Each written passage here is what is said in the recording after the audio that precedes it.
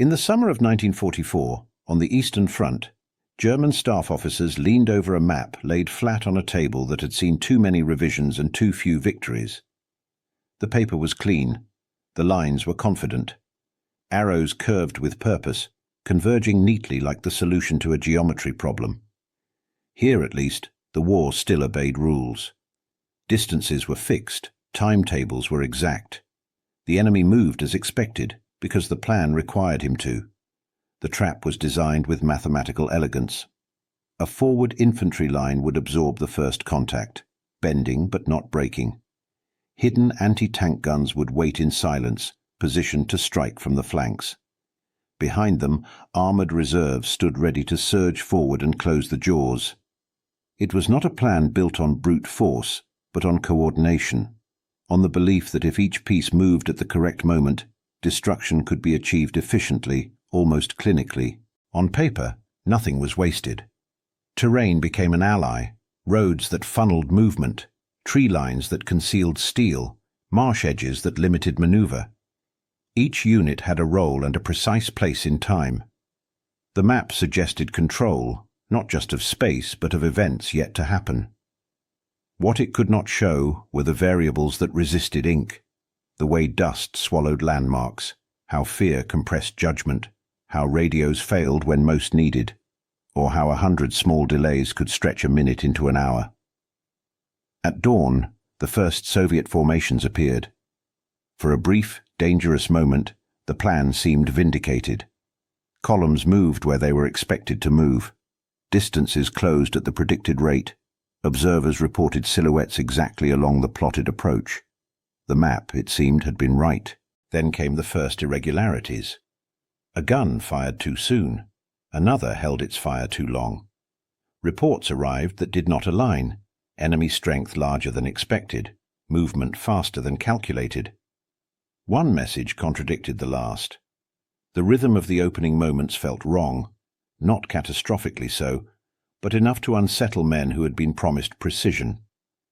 Shock did not arrive as explosion or panic. It arrived as irony.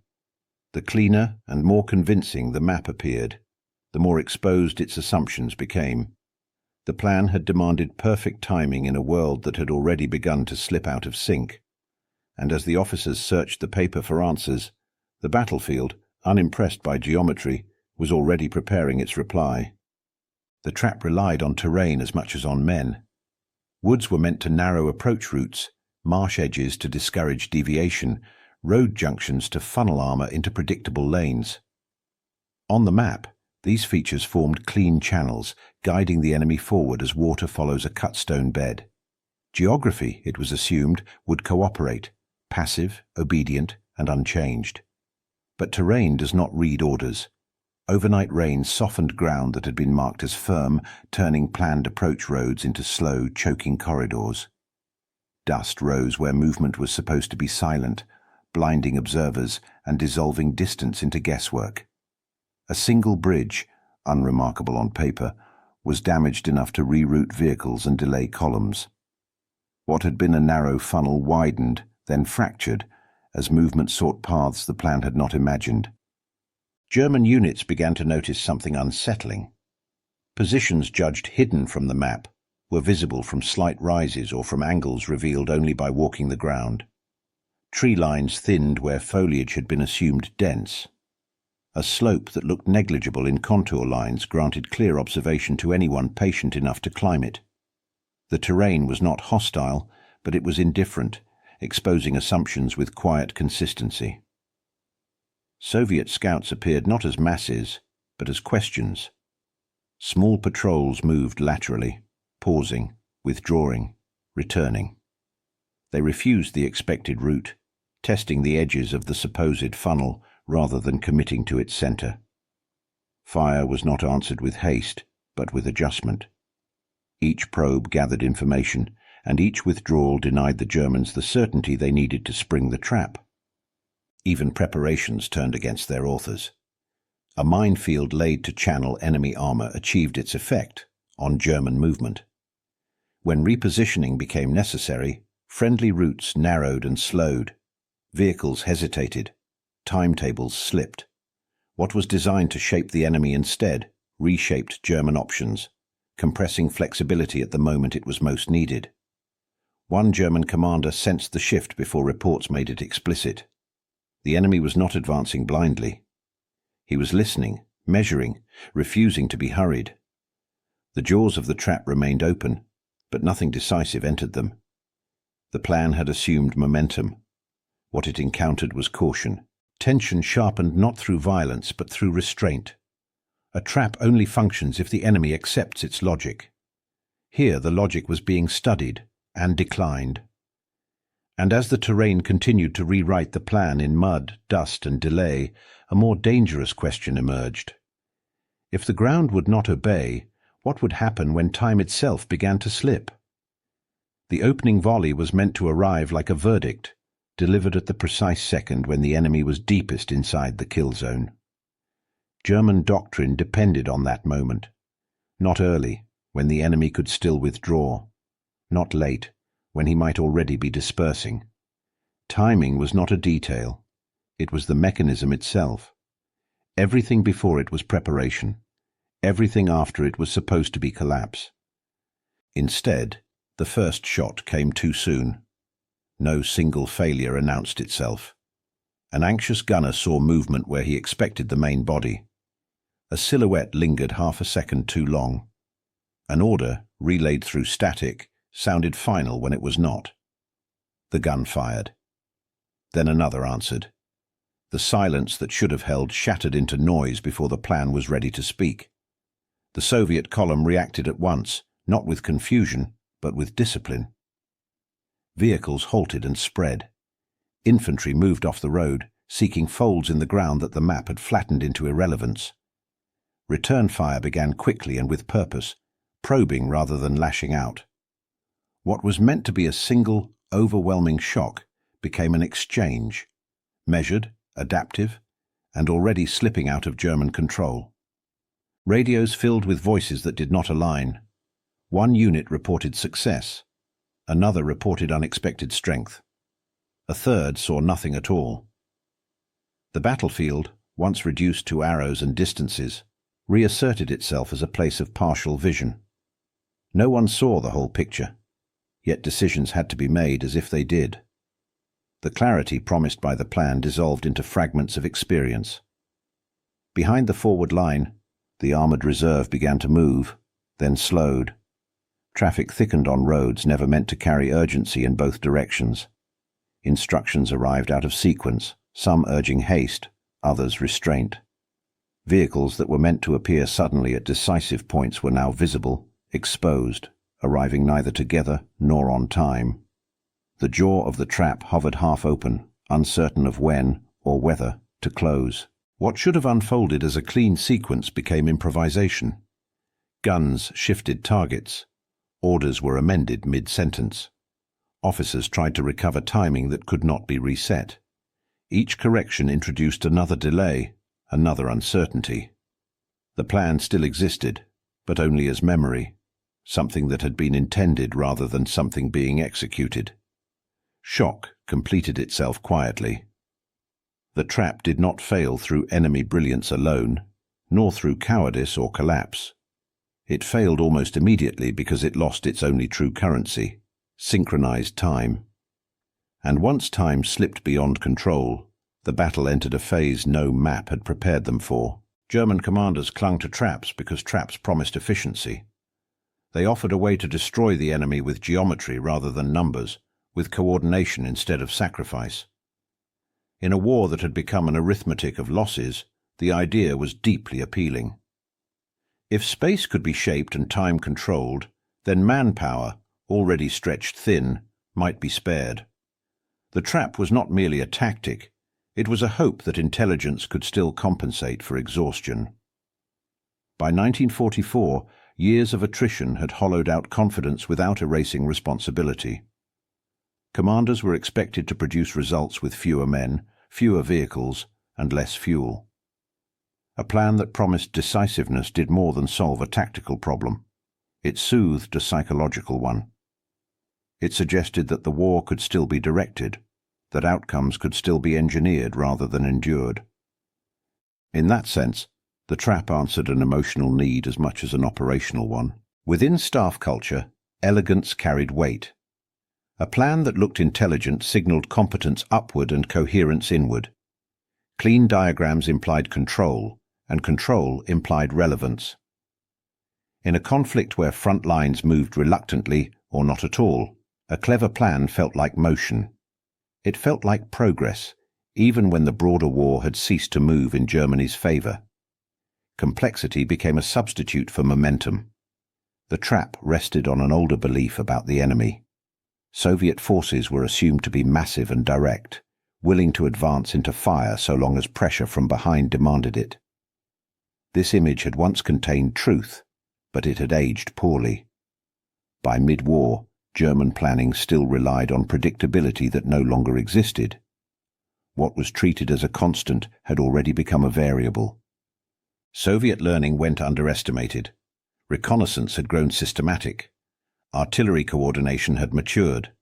Units had learned when to push and when to pause, when to trade space for time. Losses were accepted, but not donated blindly. German officers did not deny Soviet courage, but they discounted Soviet adaptation, and in doing so, planned against a version of the enemy that was already receding into history. Equally assumed was the perfection of German communication. Radios were expected to function under fire. Orders were expected to arrive intact and be understood uniformly. Timing was assumed to survive stress. These were not reckless assumptions. They were inherited ones, carried forward from earlier campaigns when cohesion had been stronger and pressure lighter. But war rarely honors continuity. It punishes it. The arrogance revealed here was subtle. It was not the arrogance of pride or contempt, but of substitution, the belief that complexity could replace resilience, that precision could stand in for redundancy. The plan did not fail because it was unintelligent. It failed because it demanded conditions that no longer existed and behavior the enemy no longer offered. Belief, once helpful, became binding. As the trap began to falter, commanders searched for execution errors rather than conceptual ones. They still trusted the logic. What they had not yet confronted was simpler and more dangerous. The enemy was not misbehaving. He was thinking. And as German confidence remained invested in the plan's elegance, Soviet commanders were already approaching the battlefield with a different question. One not about how to enter the trap, but how to dismantle the assumptions behind it. The Red Army of 1944 was no longer the force the Germans had learned to defeat in the opening years of the war. Doctrine had matured under pressure. Losses had been studied rather than merely endured. By this stage, Soviet operations reflected an institutional memory shaped by catastrophe and correction. What emerged was not subtle, but it was disciplined, a system designed to survive contact with uncertainty. Reconnaissance now preceded movement with intention. Scouts moved ahead of main bodies, not to invite combat but to gather texture, ground conditions, firing patterns, silences that felt deliberate. Forward detachments tested boundaries rather than centers, while artillery preparation focused less on destruction and more on revelation. Fire was used to provoke responses, to map the enemy's reactions before committing weight. This was not hesitation. It was method. Soviet commanders accepted losses as a reality of war, but not as a habit. Men were spent where something could be learned or gained, not simply to satisfy momentum. When unusual fire appeared, too early, too precise, or strangely placed, the response was not panic. It was pause. Units halted, spread, and reassessed. The first instinct was not to push harder, but to ask why the fire had come at that moment and from that direction. This analytical reflex disrupted German expectations almost immediately. The plan assumed columns, mass moving forward under pressure. What it encountered instead was a system capable of changing shape. Units compressed, then loosened. Axes of advance bent sideways. What appeared, from a distance, to be withdrawal was often redistribution. The enemy did not commit where he was expected to commit, and that refusal carried operational weight. On the ground, this adaptability expressed itself in small, unremarkable actions. Smoke was deployed not to cover retreats, but to blind gun lines. Infantry dispersed into folds of terrain, denying the Germans concentrated targets. Vehicles staggered their movement, breaking the rhythm the trap required. None of this required brilliance. It required training, repetition, and confidence that deviation was permitted when conditions demanded it. German planners had assumed that the enemy's first reaction to fire would be confusion. Instead, they encountered calibration. Artillery responses arrived where guns revealed themselves. Probing attacks pressed at flanks rather than forcing the center. Each German adjustment was met not with escalation, but with repositioning. The battlefield became fluid in ways the plan could not absorb. This was the moment when belief began to erode, not dramatically, but through accumulation. Reports no longer fit assumptions. Soviet behavior resisted prediction without appearing chaotic. The enemy was neither reckless nor frozen. He was attentive, and attentiveness, under these conditions, proved more dangerous than aggression. The misreading lay not in underestimating Soviet courage, but in underestimating Soviet learning. German plans still treated adaptation as an exception rather than a baseline. They assumed that deviation would be temporary, that pressure would eventually force compliance. What they faced instead was an opponent who had learned that survival depended on refusing the enemy's script. By the time this became undeniable, the trap was already losing coherence. The belief that the enemy would behave as expected had not collapsed in theory, but on the ground, under smoke, dispersion, and measured fire, it was being dismantled piece by piece. And with each Soviet adjustment, the plan's margins narrowed, drawing the battle toward a test it was never designed to pass. The trap depended on three actions occurring as one. The bait line would hold long enough to draw the enemy forward. Fire would begin at the exact moment the enemy reached maximum exposure. The reserves would arrive quickly, closing the space that fire had opened. Each action was sound in isolation. Together they formed a mechanism that demanded synchronization without tolerance. What broke it was not a dramatic failure, but a small miscalculation. A distance measured on a map proved longer under dust and congestion. Travel time expanded by minutes that could not be recovered. The enemy moved faster or slower than expected, altering the moment of contact. Any one of these deviations might have been manageable.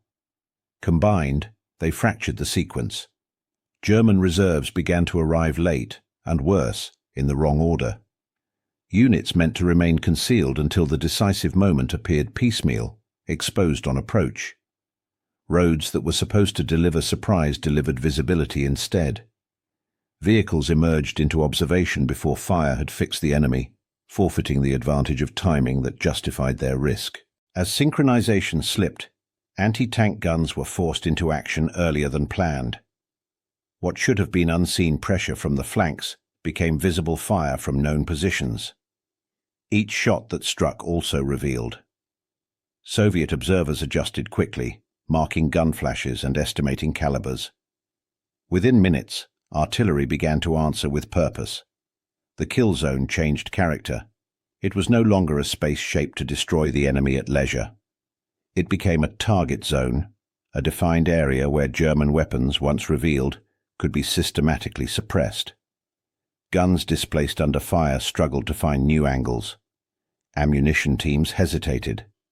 The ground that had been chosen for control now concentrated vulnerability. Attempts to correct the timing only deepened the problem. Orders urged speed where caution was needed, restraint where urgency mattered. Reserves committed without coordination lost their decisive mass. Each partial action made the next correction harder, not easier. The plan's internal logic offered no guidance once sequence had been lost. This was the plan's hidden flaw. Its brilliance lay in alignment, not endurance. It assumed ideal behavior from men, machines, and the enemy, simultaneously. There was no buffer, no allowance for friction beyond the first contact. Precision had replaced resilience, And precision does not forgive interruption. The miscalculation was not ignorance. It was excess confidence in control.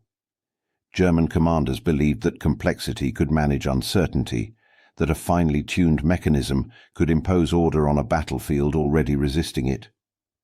What they underestimated was not the enemy's strength, but the environment's indifference to sequence. Here the hinge becomes clear. A trap is not simply a plan, it is a timing device. Its power exists only in the narrow window where actions converge. Once that window closes, the trap does not degrade gracefully, it collapses into exposure. Timing, once lost, cannot be recaptured by will alone. By the time this was understood, the battlefield had already moved on. Fire was no longer shaping movement. Movement was dictating fire. The Germans were no longer waiting for the moment. They were chasing it. And ahead of them, the enemy was already learning how to turn the mechanism against its makers. German units tried to salvage the concept rather than abandon it. Guns were shifted a few degrees. Crews re-aimed along new angles, attempting to recreate the geometry of the kill box, while the battle was already in motion. Orders spoke of adjustment, not retreat. The language still assumed control, that with enough effort, the original design could be restored, even as its conditions disappeared. But the enemy did not remain where the trap required him to be. Soviet forward units pulled back just far enough to avoid encirclement, yielding ground without surrendering initiative. Then, almost immediately, pressure appeared elsewhere.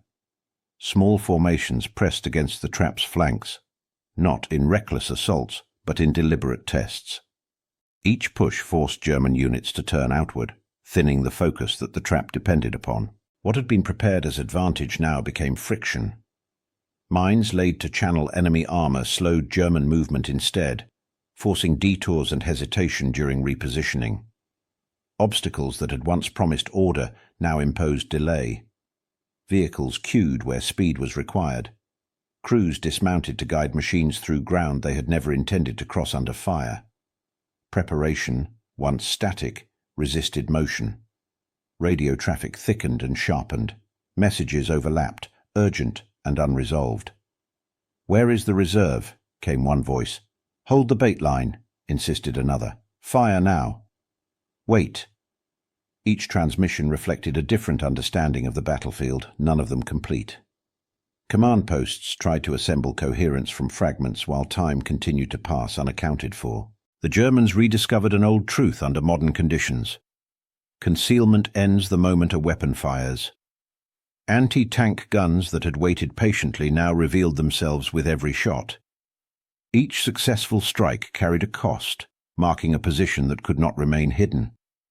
Crews displaced when they could, but movement under observation was slower than doctrine promised. The ground remembered where they had been. Soviet artillery responded not with haste, but with method. Suspected gun lines were bracketed carefully, shells walking inward until fire found its mark. This was not indiscriminate bombardment. It was a search, guided by observation and adjustment. Each German position that fired invited attention. Each pause merely delayed it. The battlefield grew loud in controlled increments.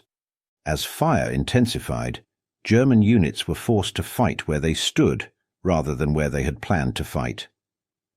Local commanders made rational decisions within irrational conditions, committing reserves to plug gaps that should not have existed.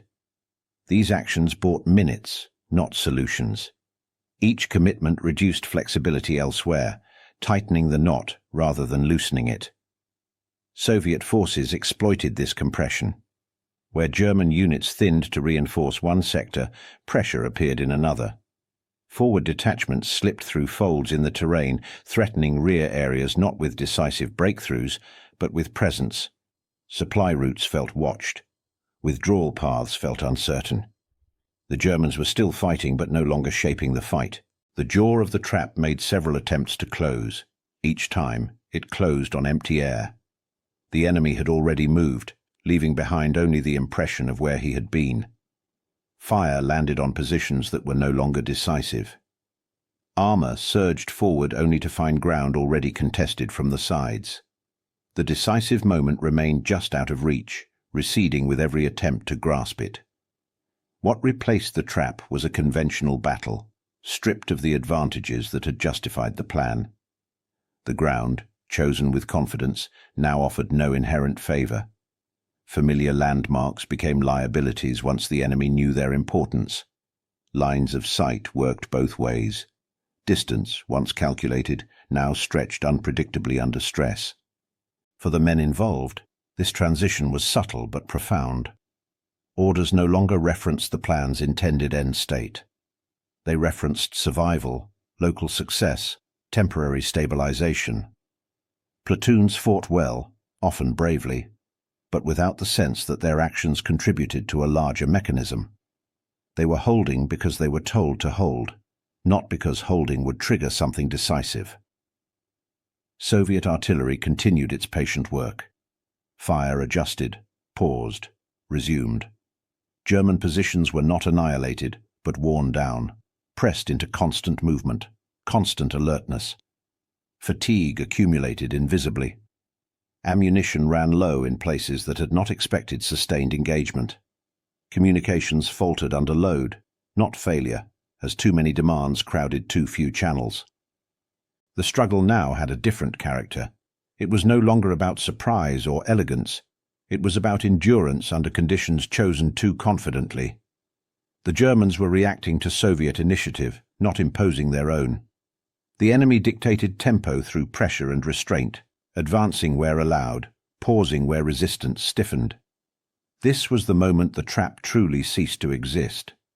Not because it had been defeated in a single stroke, but because it no longer structured the battle. What remained was combat, unplanned, uneven, and unforgiving.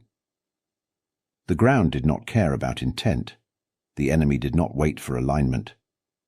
As German commanders searched for ways to restore coherence, the reality became harder to ignore. The jaw could still move, it could still strike, but it no longer enclosed anything decisive. And while the fighting continued with discipline and courage, the advantage promised by the plan had already slipped away. Ahead, the enemy was no longer merely avoiding the trap. He was learning how it worked, and that understanding would soon be turned outward, away from the teeth and toward the network that tried to control them. Soviet commanders identified the flaw not in the teeth of the trap, but in the structure that held them together. The guns were dangerous. The armor was still capable, but neither mattered without coordination. What the Germans had built was not just a formation, but a network of radios, timetables, command posts, and assumptions about responsiveness. To dismantle the trap, the Soviets did not need to blunt every weapon. They needed to interrupt the system that made those weapons act as one. Artillery priorities shifted accordingly. Fire was no longer drawn toward tanks or obvious concentrations alone. Instead, it focused on crossroads where movement converged, on suspected command posts, on areas where antennas had been seen or signals intercepted. Shells fell where decisions were made and relayed, not where they were executed. Control, not destruction, became the target. This approach did not produce dramatic explosions or sudden breakthroughs. Its effect was cumulative. Messages slowed, then vanished. Orders arrived incomplete or too late to matter. Units waited for confirmation that never came. What had been a coordinated defense began to fracture into local interpretations of intent. The Germans still had weapons. What they began to lose was coherence. Smoke became another instrument of denial. Soviet artillery laid it deliberately, blinding gun lines that depended on precise observation. German gunners could still fire, but without clarity. Range estimation suffered. Target confirmation vanished. The trap had required accuracy at specific moments. Smoke erased those moments entirely. Firepower without vision became noise rather than control. Suppression followed. Not relentless, but persistent enough to keep heads down and radios unattended. A gun crew pinned for minutes at a time lost more than firing opportunities. It lost connection. Each pause widened the gap between plan and execution. The trap's mechanisms were still present. but they no longer meshed. At the edges, reconnaissance units slipped forward with quiet intent. They did not seek decisive engagement. They sought presence. Patrols appeared along supply routes, near rearward tracks assumed safe. Their reports forced German commanders to respond, to detach elements to protect lines that had not previously required defense. Each peeled-off unit reduced strength at the center, thinning a formation already strained by timing failures. These movements carried psychological weight disproportionate to their size. A threat to supply was also a threat to continuity. Ammunition deliveries slowed. Medical evacuation routes became uncertain. Commanders began to factor rear security into every decision. The trap had assumed focus. The enemy imposed distraction. German commanders attempted to restore coherence with the tools available. When radios failed or proved unreliable, runners were dispatched. Local signals replaced centralized direction. These methods had worked before, in earlier wars and earlier phases of this one. But under modern pressure, they were slow. Messages traveled on foot through fire and smoke, arriving changed by circumstance or not at all. Control narrowed to what could be seen and shouted. At the lowest level, this disintegration was invisible. A German platoon held its position with discipline, repelling probing attacks and maintaining fire. Its men believed they were anchoring a larger design. They did not know that the plan had already moved past them, that their position, once critical, was now irrelevant to a structure that no longer existed. Courage persisted, even as purpose dissolved. Soviet forces did not rush this process. They allowed confusion to ripen. Artillery paused, then resumed elsewhere. Pressure shifted laterally, keeping German commanders reactive. Each attempt to reassert control revealed another vulnerability, another node to be suppressed or bypassed. The trap's complexity worked against it, offering multiple points of interference. The understanding at Soviet headquarters was quiet but decisive. Modern traps did not die when their weapons were destroyed. They died when their networks were disrupted. Firepower could be endured. Confusion could not. Once coordination failed, even intact units became isolated actors, fighting efficiently but separately. German resistance remained real. Local counterattacks succeeded in places. Guns continued to claim targets. But these actions no longer accumulated into advantage. They consumed effort without restoring structure.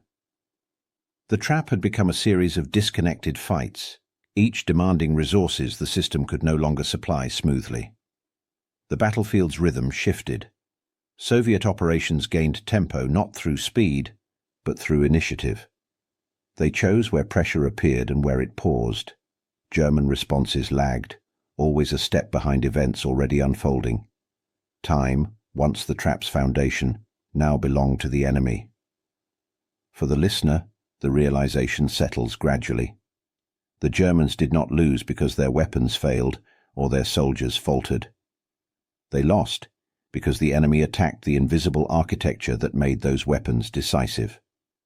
The trap's teeth were sharp, but the jaw depended on nerves and muscle. Those were what the Soviets severed. As coordination eroded, the remaining German positions stood like isolated islands, connected more by habit than command. The battle did not end here. It intensified, but its character had changed irrevocably. The plan was no longer contesting the enemy's movement. It was struggling to keep itself intact. And as Soviet pressure continued to spread along the network's weak points, another consequence approached. Inevitable, but not yet complete.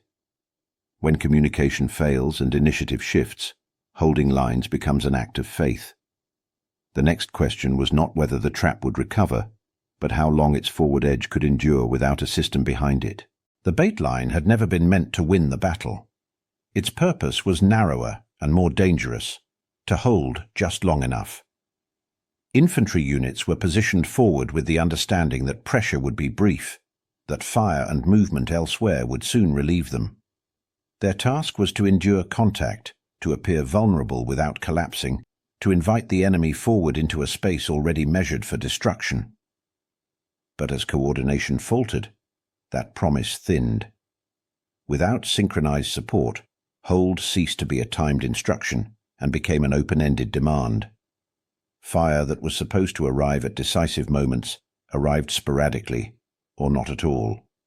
Relief that had been calculated in minutes drifted into uncertainty. The bait line began to feel the weight of responsibility shift onto its own endurance. Soviet pressure intensified with clarity of purpose. Armor and infantry advanced together, not recklessly, but with disciplined aggression. Where resistance stiffened, they paused and fixed it. Where it weakened, they pressed immediately. Gaps appeared, not dramatic ruptures, but small openings created by fatigue, miscommunication, or the absence of expected support. Each gap was tested, then widened. German infantry fought with competence and resolve. Positions were defended stubbornly. Counterfire was effective in places. But the pattern had changed. The enemy was no longer being guided into prepared zones. He was discovering seams and exploiting them. Movement that had once been predictable became opportunistic, responding to local conditions rather than central direction. German reserves, still meant to be decisive, arrived in fragments. Units committed one by one were forced into firefights that consumed their strength without delivering strategic effect. Tanks deployed to stabilize a threatened sector found themselves engaged immediately, unable to maneuver into the roles they had been designed for. Each reserve commitment solved an immediate problem while creating a larger one elsewhere. The battlefield grew noisy, not just with fire, but with competing orders. Instructions overlapped and contradicted. One sector demanded reinforcement. Another insisted it could not spare men. Commanders issued directives based on incomplete information, revising them moments later as conditions changed. Confusion ceased to be abstract. It became physical, shaping movement, slowing reaction, exhausting attention. As the bait line bent, the trap's geometry dissolved. What had once been a coherent shape broke into overlapping skirmishes, each demanding focus, ammunition, and time. Units fought well locally, but their efforts no longer aligned. Success in one place did not translate into advantage elsewhere. The battlefield became a collection of fights rather than a single contest. Soviet forces exploited this fragmentation with patience. They did not rush collapse. They pressed where resistance thinned and contained where it hardened. Armor advanced under infantry cover, pausing to let artillery adjust. The tempo was not frantic. It was deliberate, designed to maintain pressure without losing cohesion. Against this, German reactions became increasingly reactive. For the men in the bait line, the experience narrowed. The larger plan faded into rumor. What mattered were immediate threats, available ammunition, the status of neighboring positions. Some units held longer than expected. Others withdrew under pressure that no longer promised relief. Each withdrawal exposed another flank, another route forward for the enemy. Attempts to re-establish a line met limited success. Ground that had been chosen for its role within the trap now offered no inherent advantage. Fields and tree lines that once anchored geometry now simply marked places where men could fight. Without coordination behind them, positions became temporary by default. The enemy's confidence grew perceptibly. Soviet commanders sensed that resistance was no longer elastic, but brittle. When pressure was applied, it did not spring back as intended. It shifted unevenly, creating opportunities rather than restoring balance. The initiative, once contested, now leaned decisively in one direction. German commanders recognized the danger, but options narrowed. To withdraw risked exposing already strained routes. To hold risked encirclement or piecemeal destruction. To counterattack required reserves that no longer existed in coherent form. Each choice carried cost, and none promised restoration of control. The bait line, designed as an invitation, had become a liability. Its collapse was not sudden, but cumulative. Positions were abandoned not because of panic, but because they could no longer be supported. Orders to hold arrived stripped of context, demanding endurance without explanation. In that environment, discipline remained, but confidence eroded, struggle tightened. The Germans were no longer shaping enemy movement, they were responding to it. Soviet advances dictated where fire would fall, where reinforcements would be needed, where attention would be drawn next. The trap had inverted. Instead of channeling the enemy, it had fixed German forces in places the enemy now controlled. What had begun as a calculated risk now revealed its cost. Infantry meant to be bait were paying in time, ground, and cohesion for a mechanism that had already failed. Their resistance slowed the enemy, but it could not reverse momentum. Each hour held was an hour without restoration of the system that made holding meaningful. As the bait line continued to fracture, the battle edged toward a decisive shift. The enemy no longer needed to probe. He could choose. And with each widening gap, the question grew sharper. Not whether the trap could be repaired, but whether it had already begun to turn inward, setting the conditions for a reversal the Germans could no longer prevent. By the time the pattern became unmistakable, Soviet commanders no longer needed to guess at German intent. The trap had revealed itself through repetition, through where fire appeared, where it hesitated, and where reserves were expected but never arrived on time. The response, once understood, was deliberately simple. There would be no attempt to break the center. Instead, the center would be refused, held at arm's length, while pressure accumulated along the flanks. This decision carried discipline. It required patience to ignore the space the enemy had prepared most carefully. Soviet units demonstrated that restraint, fixing German forces frontally, while maneuver developed elsewhere. The trap's geometry depended on forward commitment. By denying it, the enemy was left holding an empty shape, waiting for a collapse that never came. German anti-tank guns, once the trap's sharpest teeth, became the first casualties of this shift. Their positions were identified not by brilliance, but by inevitability. Any weapon that fired repeatedly from fixed ground announced itself. Soviet observers tracked muzzle flashes, mapped trajectories, and fed coordinates backward. Suppression followed, not as an overwhelming storm, but as measured bracketing that narrowed with each correction. Once suppressed, the guns lost more than lethality. They lost influence. Without effective anti-tank fire, the jaw no longer threatened closure. Soviet armor could maneuver with greater confidence, probing laterally, advancing into areas where resistance had been expected but not prepared. The absence of German reserves in these spaces was conspicuous. Delays had opened gaps the plan was never designed to defend. Soviet armor moved into those gaps deliberately. Tanks advanced where German movement should have been, occupying ground left empty by hesitation and congestion. Infantry followed, consolidating positions that had not been contested because they were never meant to be. The battlefield's logic inverted.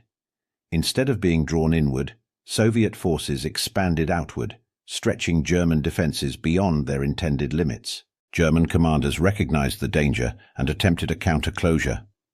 Orders were issued to reassemble reserves, to strike inward, and restore the trap's symmetry. But these movements were no longer concealed. Roads were watched. Assembly areas were anticipated. The enemy knew where closure would be attempted because the plan allowed only a few possibilities. Surprise, once central, was gone.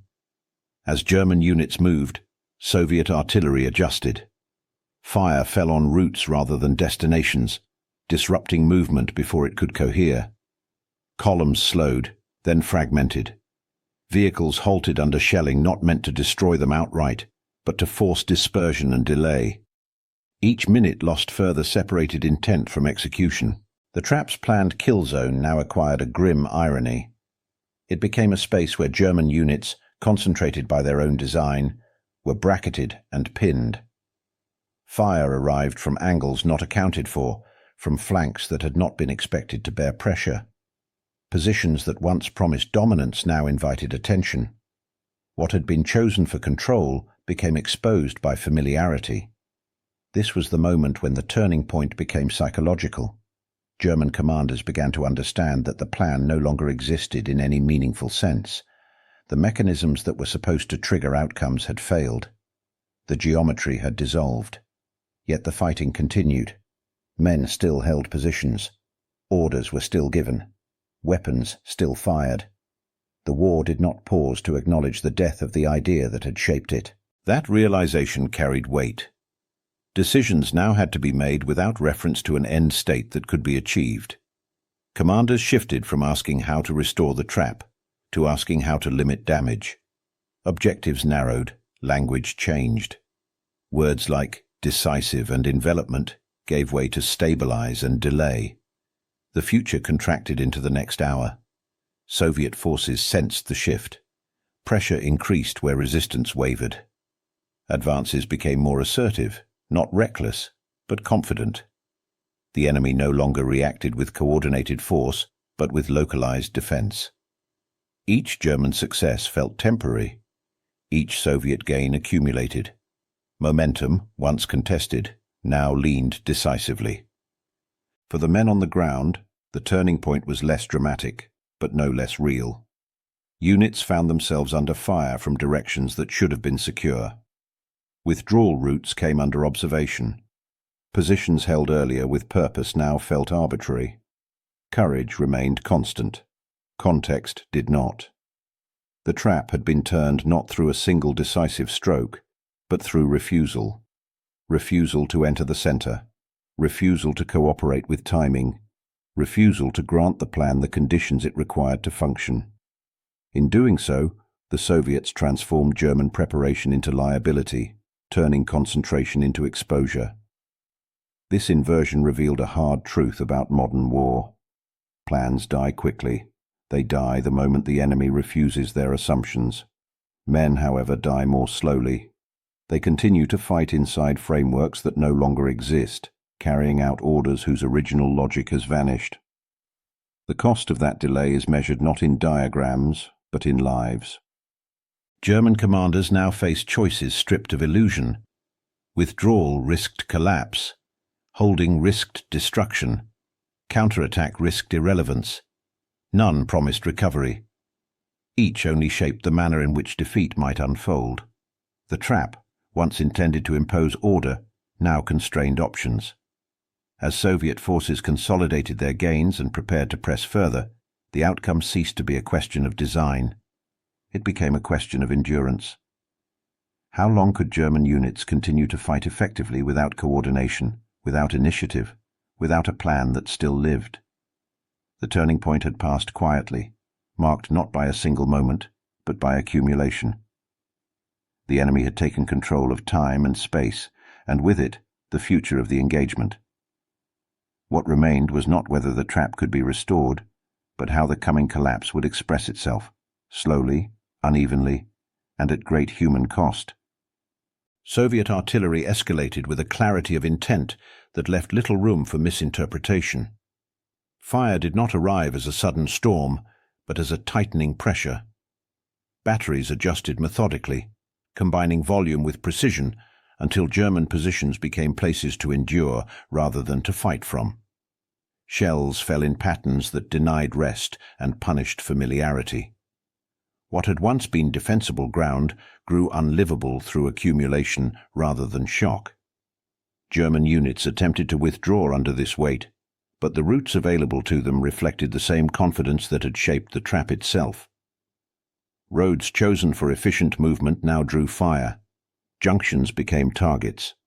Probing forces appeared along tracks assumed to be secondary, threatening columns with interruption rather than destruction. Withdrawal, in theory a release of pressure, became another contest for time. Movement slowed. Vehicles jammed on narrow roads not built for urgency. Damaged trucks blocked lanes. Tanks halted to avoid congestion or to wait for orders that arrived late. Wounded men were loaded wherever space appeared, their presence further compressing movement. The system strained, not because it lacked discipline, but because it had been designed for control, not collapse. It was here that the trap revealed its final cruelty. The plan had concentrated German forces where they could act decisively. Now, that same concentration magnified vulnerability. Artillery found dense targets. Movement interfered with movement. Protection became obstruction. What had promised efficiency now imposed penalty. Attempts to disentangle forces met diminishing success. Units tried to peel away in sequence, but fire and congestion erased sequence. Orders changed as conditions shifted, each revision arriving later than the last. Local commanders made decisions that preserved men at the expense of alignment. Survival displaced coordination, not through panic, but through necessity. A local commander recognized the narrowing options and ordered a breakout. It was not a maneuver in the doctrinal sense. There was no clean axis, no preparatory fire timed to advantage. It was an attempt to escape a closing net before it fully tightened. Units were told to move when able, to push through resistance rather than suppress it, to prioritize momentum over formation. The battle compressed into close, brutal engagements. Ranges shortened. Exhausted men fought with weapons meant for precision now used at immediacy. Smoke blurred friend and enemy alike. Artillery shifted forward, reducing space rather than clearing it. The noise grew constant, not explosive but oppressive, pressing attention inward until only the next few meters mattered. In this environment, individual acts of courage accumulated without altering direction. Crews fought their vehicles until ammunition ran low or engines failed. Infantry held ground long enough for others to pass, then withdrew under pressure they could no longer shape. Leadership remained present, but authority narrowed to what could be seen and influenced directly. Soviet forces maintained momentum through structure rather than haste. Armor advanced behind fire, pausing when resistance stiffened, resuming when it weakened. Infantry cleared pockets methodically. The aim was not spectacle but continuity. Each advance secured the last, preventing the Germans from reforming even briefly. German resistance did not collapse dramatically. It thinned. Units disengaged unevenly. Some escaped. Others were pinned and overrun. The battlefield's shape shifted not through decisive strokes, but through relentless narrowing. Options closed one by one, each loss of space reducing the next choice. The diagram that had promised clarity now offered no guidance. Distances on paper meant nothing under fire. Timing, once precise, dissolved into moments measured by survival rather than coordination. Space, once controlled, belonged to whoever could occupy it and remain. This was the climax not because fighting peaked, but because meaning did. The trap's failure could no longer be debated as execution error or misfortune. It had failed in the only measure that mattered, control of time and space. The enemy now dictated when contact occurred and where it resolved. German actions responded rather than initiated. For the men involved, this realization did not arrive as insight, but as condition. They felt it in the way orders shortened, in how objectives disappeared, in the narrowing focus of effort. The war contracted to the immediate and the necessary. Anything beyond that was abstraction.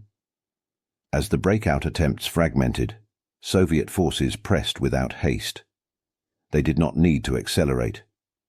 The system they were dismantling was already collapsing under its own weight. Each minute denied to German reorganization deepened the imbalance. Momentum, once lost, did not return. By nightfall, the battlefield bore little resemblance to the one imagined on the map. Positions were abandoned or overrun. Routes were choked with debris and silence. Survivors gathered where they could, counting what remained. The trap had not been defeated in theory or intention, but in practice, through mass applied with patience and momentum sustained without interruption. The climax resolved quietly, without declaration. There was no moment when defeat was announced. There was only the steady recognition that control had passed irrevocably to the enemy. The diagram had met reality, and reality had absorbed it. What remained was not decision, but consequence. And as Soviet forces prepared to press beyond the shattered positions, the Germans faced a final truth of the engagement. Once time and space are lost, They cannot be reclaimed by courage alone. As the pressure intensified, command posts began to move or vanish altogether. Some were displaced deliberately, attempting to escape artillery patterns already plotted against them. Others were destroyed before movement could be ordered. With each relocation came delay. With each loss came silence. Orders that did arrive were often late, sometimes contradictory, and occasionally irrelevant to conditions that had already changed. Control thinned not through collapse, but through distance. Units increasingly acted on what they could see rather than what they were told. Survival replaced synchronization as the organizing principle. Platoons withdrew when flanks disappeared. Companies advanced or held based on local judgment rather than higher intent. This was not indiscipline. It was adaptation in the absence of guidance. Men did what war always trains them to do when systems fail. They responded to immediate threat. Soviet forces pressed relentlessly, not with reckless speed, but with an understanding of timing sharpened by observation. They recognized the moment when German cohesion was weakest, not when resistance ceased, but when it fragmented. Pressure increased along multiple axes, forcing German units to choose between equally dangerous options.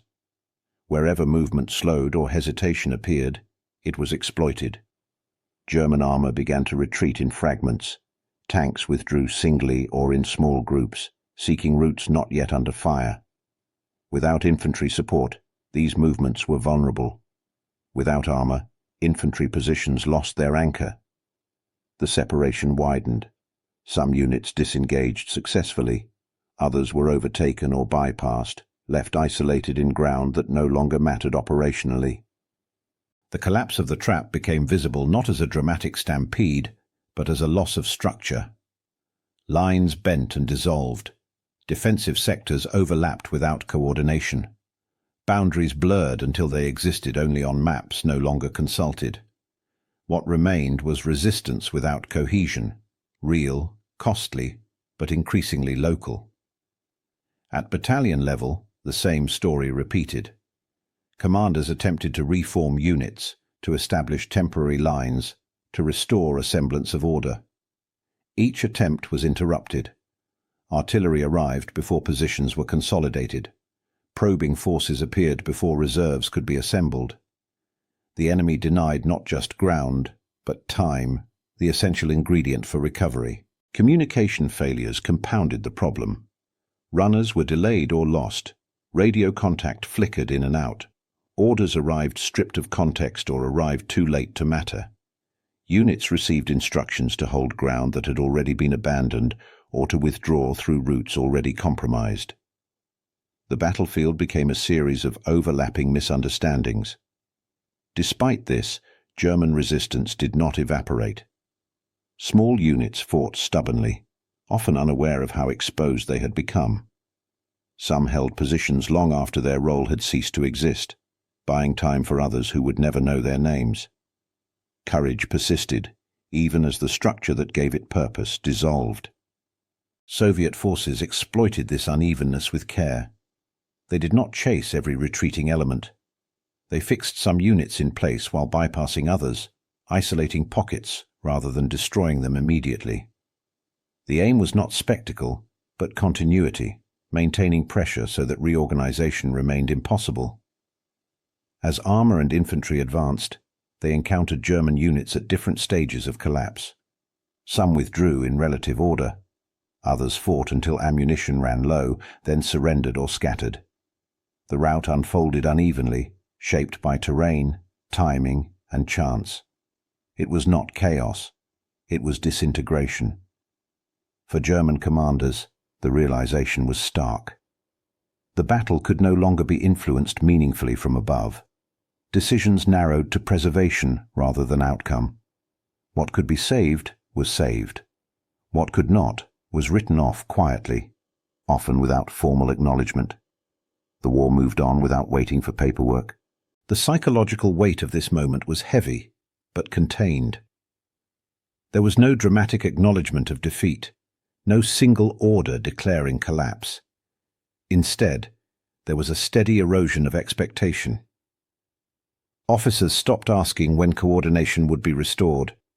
They began asking how long units could hold without it. This was the completion of the turning point. The Germans were not routed because they lacked courage or competence. They were routed because the plan they had depended on demanded perfection and received war instead. Once coordination failed, there was no redundancy to absorb the loss. Precision had no substitute. The enemy understood this and pressed accordingly. Momentum was maintained not through speed, but through denial.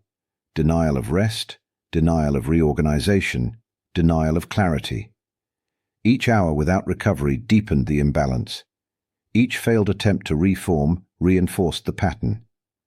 By the end of the engagement, what remained of the German force existed as fragments, capable individually, ineffective collectively. The trap that had once promised control now constrained movement, channeling retreat as effectively as it had once hoped to channel advance. The rout was complete not when resistance ended, but when coherence did. From that point on, outcomes were decided not by intention, but by accumulation. The plan had not simply failed. It had imposed conditions under which recovery was impossible. As Soviet forces continued forward, the Germans faced a familiar but unwelcome truth. Wars are not lost when plans go wrong. They are lost when systems built for precision cannot survive friction. And here, amid broken coordination and exhausted men, the cost of demanding perfection had finally come due. Survivors gathered where the line had finally settled, assembling in positions chosen less by design than by exhaustion. Officers counted men, then counted again. Vehicles were lined up and assessed for movement, for fuel, for whether they could still be trusted to run. What could be commanded was separated from what could not. The process was methodical, almost ritualistic, a way of imposing order on what had resisted it for days. Reports began to move upward. They described distances held and distances lost.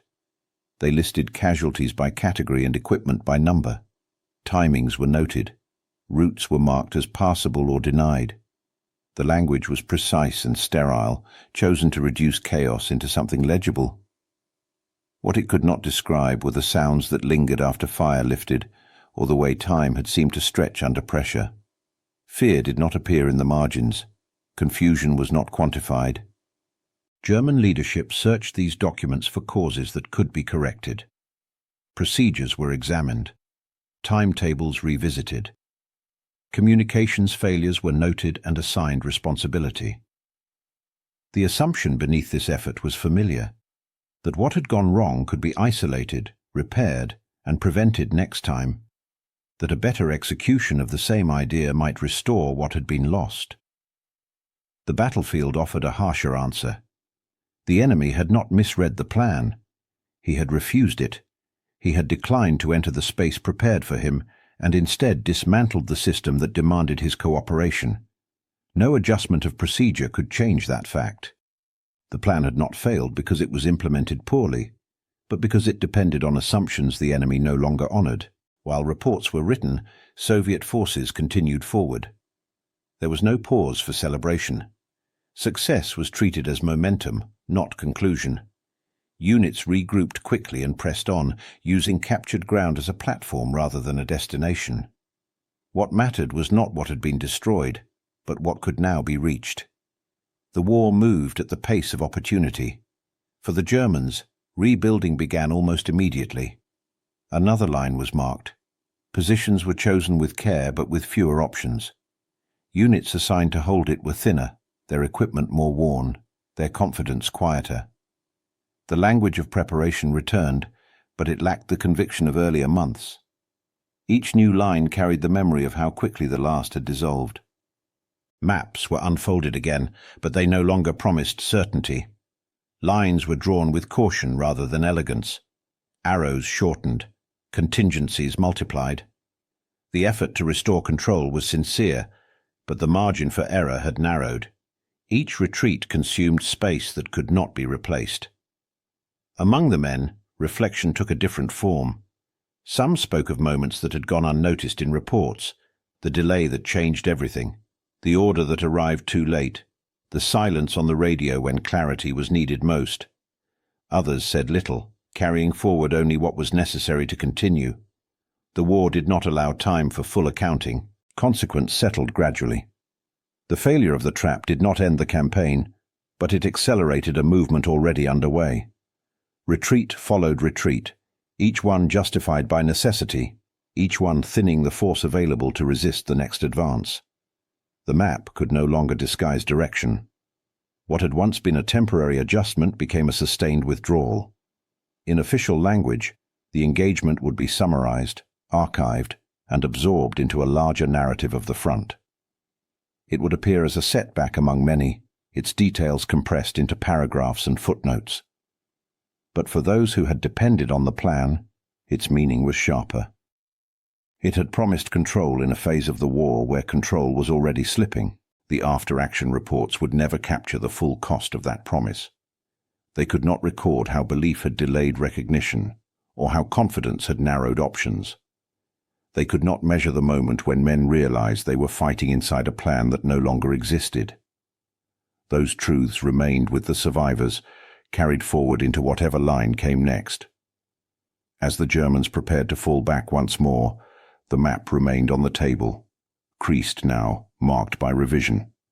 It still showed distances and directions. What it could no longer hide was the trajectory itself. The trap's failure had done more than cost ground. It had removed time, and time, once surrendered, could not be reclaimed by report or explanation, only endured, mile by mile, as the retreat continued. With distance, the trap revealed itself less as a mistake than as a symptom. By the later years of the war, Germany increasingly depended on cleverness to compensate for shrinking resources. Manpower was thinner, fuel was scarce, air cover unreliable. Under those conditions, intelligence and design were asked to do work once performed by mass. The trap was an expression of that shift, a belief that precision could substitute for abundance. As material advantage disappeared, elegant plans multiplied. Complexity became reassurance. A plan that required exact timing and perfect coordination offered the promise of efficiency, and efficiency felt like salvation. It suggested that outcomes could still be engineered, that the war might yet be shaped through thought rather than endured through attrition. In staff rooms and headquarters, brilliance became a form of hope. But the enemy was changing as well. Soviet forces had not only grown larger, they had grown sharper. Reconnaissance became systematic rather than opportunistic. Artillery coordination improved in depth and responsiveness. Combined arms matured into habit rather than aspiration. What had once been unpredictable was now methodical. Under these conditions, traps ceased to be surprises. They became patterns. The more the Germans relied on complexity, the more predictable their solutions became. A clever plan still followed logic, and logic, once recognized, could be countered. The enemy did not need to defeat the trap's firepower directly. He needed only to deny it the conditions it required: timing, coordination, and cooperation. What had been designed as innovation hardened into routine. Here the lesson sharpened. Perfect on paper often meant brittle in reality. The plan's elegance concealed its fragility. It had no tolerance for friction, no redundancy to absorb deviation. Once disrupted, it could not adapt. Precision had narrowed margins rather than expanded them. On a smaller scale, this realization arrived quietly. A German officer stood over the same map that had once promised certainty. The paper was now stained, folded, its edges softened by handling. Arrows were still visible, but they no longer compelled belief. He understood, perhaps for the first time, that the map had never contained the battlefield, only an idea of it. The distance between those two things had proved fatal. The moral irony was calm and sharp. The more a side depended on brilliance, the more it exposed how little margin it possessed. Cleverness thrived when supported by depth, by reserves, by time, by options. Without those, intelligence became a gamble. Each elegant solution raised the stakes rather than reducing them. This was not a failure of intellect. German officers were capable, disciplined, and experienced. It was a failure of balance. Thought had been asked to replace resilience rather than complement it. Complexity had been allowed to stand in for redundancy. In a war defined by friction, that substitution could not hold. The enemy's evolution made this clear. Soviet forces did not win by brilliance alone. They won by systems that endured disruption, by overlapping capabilities, by tolerance for loss, by the ability to continue when parts failed. Their operations were not always elegant, but they were resilient. When one approach faltered, another absorbed the pressure. The trap, by contrast, demanded obedience from reality. It required terrain to behave, communications to function, the enemy to advance on schedule. When those demands were not met, the plan did not bend. It broke. And when it broke, it carried men with it. The legacy of this failure extended beyond the engagement. Modern war, increasingly complex and interconnected, punished systems without redundancy. It rewarded those that could lose parts and still function. Elegance remained valuable, but only when anchored to depth. Precision mattered, but only when supported by margin.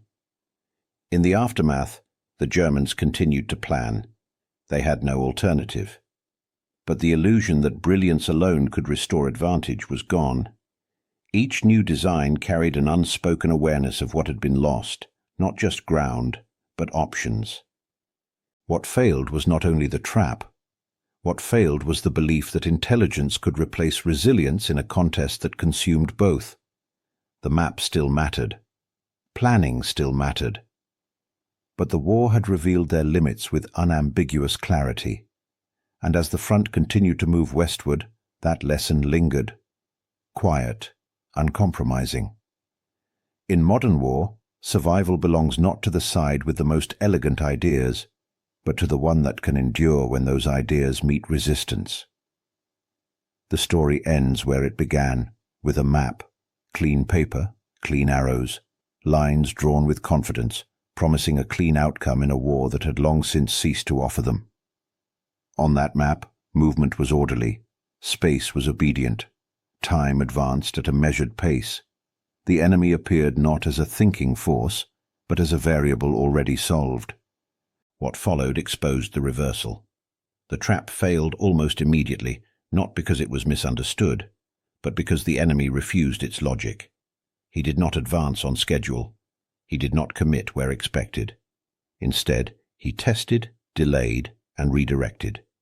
He attacked not the weapons themselves, but the assumptions that made those weapons decisive. The trap required cooperation. It did not receive it. Here lies the central lesson. A plan that demands perfection is not strength. It is vulnerability. Precision magnifies success only when conditions hold. When they do not, precision narrows options. The Germans built a mechanism whose parts had to align exactly.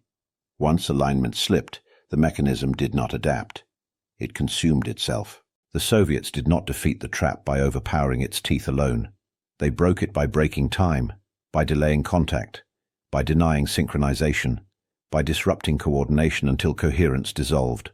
Guns still fired, men still fought. But without timing, these actions no longer accumulated into control. The mechanism functioned in pieces, never again as a whole. The human cost of this failure requires no spectacle. Men executed orders faithfully inside a plan that had already died. Infantry held positions because they were told to hold. Crews fought their guns until suppression silenced them. Officers attempted to restore order long after the conditions for order had vanished. Courage remained constant, even as purpose faded. There was no single moment when everyone understood. The realization arrived unevenly, as condition rather than insight. It was felt in delayed orders, in the absence of expected support, in the way objectives quietly disappeared from language. The war narrowed to endurance. Meaning followed behind, slower than events. The battlefield delivered its verdict without malice. It did not punish intelligence or reward ignorance. It tested margins. It asked whether systems could endure friction, whether plans could survive refusal, whether assumptions could absorb contradiction. The trap failed because it had no margin. It demanded obedience from reality and received resistance instead. In this sense, the engagement was not unique. It reflected a broader truth of modern war. Cleverness can shape outcomes, but only when supported by depth. Elegance persuades, but redundancy sustains. Plans can create opportunity, but only resilience preserves it. Where margin disappears, brilliance becomes brittle. The Germans learned this too late. Their reliance on precision had grown as resources shrank. Complexity had become compensation. When it failed, there was nothing beneath it to absorb the loss. The enemy, by contrast, accepted inefficiency in exchange for endurance. He did not require perfection, only continuity. The map remained, folded and revised, but its authority was gone. It still showed distances and directions. What it no longer promised was control. That final illusion had been stripped away by an enemy who refused to play the role assigned to him. The narrator's verdict is quiet because it does not need emphasis. The battlefield is not a stage for cleverness. It is a test of margins. It measures how much error a system can survive, how much friction it can absorb before coherence fails. In that test, the trap had no tolerance. The story closes not with condemnation, but with clarity. The plan did not fail because it was foolish. It failed because it was fragile. It asked too much of time, of terrain, of men, and of the enemy. And when even one of those refused, the entire structure collapsed. The final line returns us to the beginning, stripped of promise and illusion. It looked perfect on paper, until the enemy refused to play the role the paper required.